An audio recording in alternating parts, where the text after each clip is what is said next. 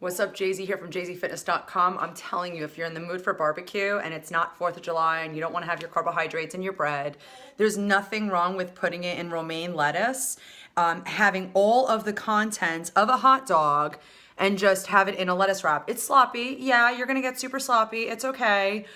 Just, have a sink nearby or something like that. But this, my friends, I just took a bite and I didn't take a drink of water.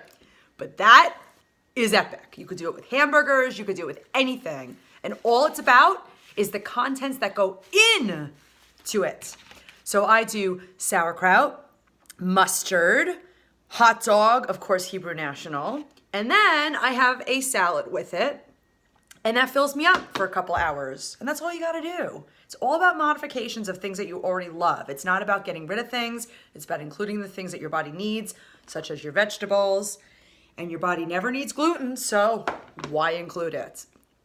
Realign yourself with different thinking, and I promise you, you're gonna feel so much better. Let me go grab a drink of water. jzfitness.com.